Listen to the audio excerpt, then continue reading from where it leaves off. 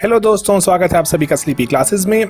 दोस्तों, प्रीलिम्स की पोस्टपोनमेंट की खबर हम सभी को मिली। प्रीलिम्स अभी वो कह रहे हैं 20 मई को बताएंगे कि कब प्रीलिम्स होगा। 30 दिन का टाइम कम से कम देंगे, लेकिन ज़्यादा ही मिलेगा वैसे हमें पता है। तो इसीलिए अभी क्या कैसे प्रोग्रेस करें, प्रीलिम्स पोस्टपोन है जब, तो एक ही एडवाइस है जिस पे अभी हम काम करेंगे, वो है राइटिंग आंसर्स कौन से, जीएस के आंसर्स लिखेंगे। क्योंकि देखो जीएस के इमीडिएटली आफ्टरवर्ड्स हमारा प्रीलिम्स भी है, तो इसीलिए जीएस के आंसर्स लिखने में ही थोड़ा अभी भलाई नजर आती है। ठीक है दोस्तों, तो ये खबर हमारे पास आई सभी के पास कि प्रीलिम्स डेफर हो गया अंटिल फर्दर नोटिस 20 मई को आएगा। लेकिन तब तक क्या करें, ठीक है।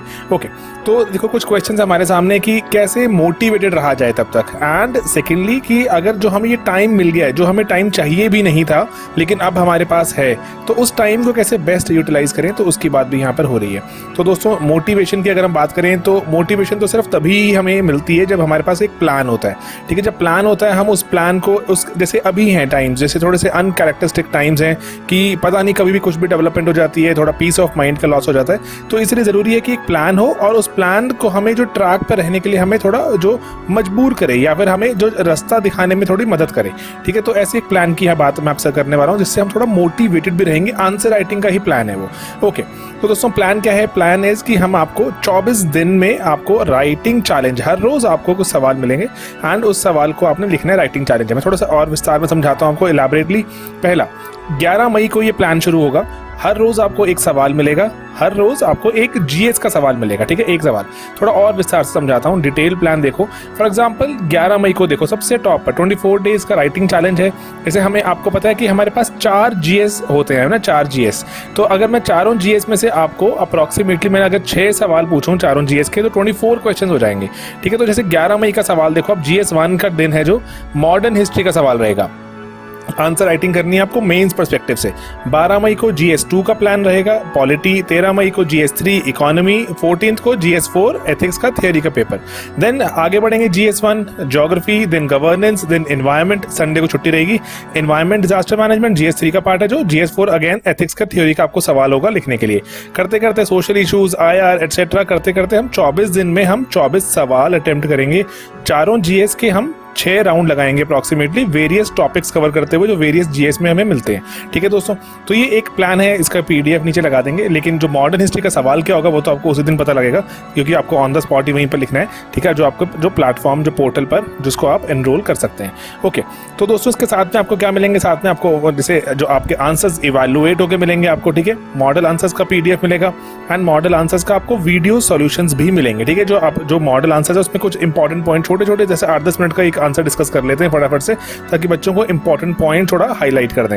एंड देन अगर आपको कोई डाउट्स हैं तो डिस्कशन बोर्ड होता है हमारा। डिस्कशन बोर्ड पर जैसे अभी प्री की टेस्ट सीरीज चल रही है कुछ भी, तो डिस्कशन बोर्ड पर बच्चे हमसे डाउट्स पूछ लेते हैं कि ये पॉइंट में अगर ऐसा कुछ अगर कोई लिख सकता है हमें, या ये वाला पॉइंट कैसा रहेगा, तो वो डिस्कशन बोर्ड पर आप डाउट्स एड्रेस कर सकते हैं। ठीक है, तो ये सभी चीज़ें स्टैंडर्ड हैं जो आपके साथ रहेंगी। तो दोस्तों डेडलाइन है, लेकिन सबमिट करने के आंसर्स हमेशा डेडलाइन के साथ ही चलना चाहिए।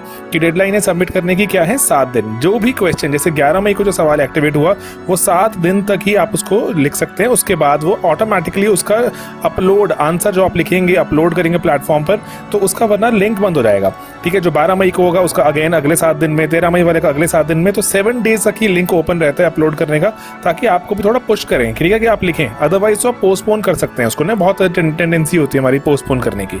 ओके, देन जो कोर्स की वैलिडिटी, लेट्स से अगर आपने जो 24 दिन आंसर लिखे आपने सबमिट भी कर दिए, लेकिन कोर्स में क्योंकि सिंस PDFs रहते हैं, वीडियो सॉल्यूशंस रहते हैं, तो ये मेंस 2020 तक आपका कोर्स वैलिड रहेगा। उसके बाद ये आप अब इसको एक्सेस नहीं कर सकते। वैलिडिटी का मतलब ये रहता है कि आप कोर्स को एक्सेस नहीं कर पाएंगे आफ्टरवर्ड। ठीक है, लेकिन मेंस 2020 तक ये वैलिड है, 24 दिन का है, 24 सवाल है, तो आप उसको पहले ही हम तो कहेंगे आने वाले 24 दिन में निपटा दीजिए, बात तक रखने की रिक्वायरमेंट ही नहीं है। ठीक है, लेकिन आंसर सबमिशन अभी ही वैलिड रहेगी। 24वें दिन के बाद 7 दिन और मिलेंगे आपको, आपका वो लास्ट आंसर की डे भी चला जाएगा। आंसर सबमिट नहीं कर सकते आप उसके बाद, लेकिन हाँ आप अपने PDFs, वीडियोज एटसेट्रा देख सकते हैं।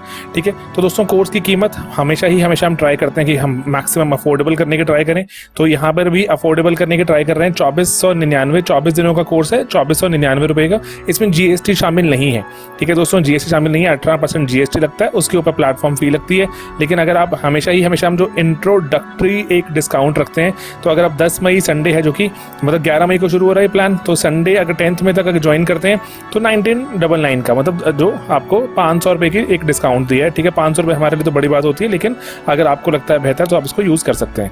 एंड देन अगर आप ओल्ड या एग्जिस्टिंग स्टूडेंट हैं, अभी हमारे किसी कोर्स में शामिल हैं, आपने आंसर राइटिंग की थी और चाहते हैं करना, तो आपको जो 10% का एक डिस्काउंट कोड आपके टेलीग्राम ग्रुप में आपको मिल जाएगा, ठीक है। तो आप उसको यूज़ करेंगे तो आपको फर्दर 10% ऑफ मिल जाएगा, ठीक है, क्योंकि एग्जिस्टिंग स्टूडेंट का ये डिस्काउंट है।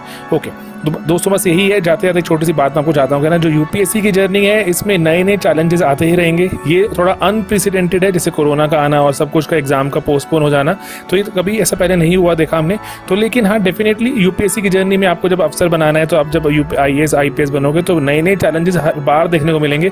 जो भी IAS IPS हैं, they were never prepared for handling corona अभी, लेकिन वो हैंडल कर रहे हैं। तो इसीलिए नए नए चैलेंजेस हैं वो तो आते ही रहेंगे। तो इसीलिए बस सबसे ज़रूरी है कि डिटर्मिनेशन के साथ इसको एम्ब्रेस करें, जो डिटर्मिनेशन के साथ इसका सामना करें, एंड अपने आप को और बेहतर बनाएं जो हम पहले थे, ठीक है दोस्तों। तो बस यही एक छोटा सा हमारा प्लान था आपके लिए कि कैसे प्रोग्रेस करें जब प्रीलिम्स हमारा पोस्टपोन हो गया। ऑलराइट दोस्तों, जो लिंक है एनरोल करने का वो डिस्क्रिप्शन में मिल जाएगा, कमेंट बॉक्स में भी है लिंक हो, आप एनरोल कर सकते हैं। एंड अकॉर्डिंगली जो डिस्काउंट भी अवेल कर सकते हैं, क्योंकि थोड़ा अभी जो कुछ दिन के लिए 500 रुपये अगर ऑफ मिल रहे हैं, तो आई वुड हाईली रिकमेंड कि उसका फ़ायदा उठाइए। एंड अगर आप एग्जिस्टिंग स्टूडेंट हैं तो 10% और फर्दर आपको ऑफ मिल रहा है, ठीक है दोस्तों। चलिए मिलते हैं अपने अगले वीडियोज़ में। कोई डाउट, कोई क्वेश्चन है, कॉमेंट में पूछ सकते हैं, हमें मेल कर सकते हैं, कॉल भी कर सकते हैं। तो आपके पास अभी नंबर्स वगैरह अवेलेबल हैं, ठीक है दोस्तों। चलिए बाय बाय दोस्तों, टेक केयर।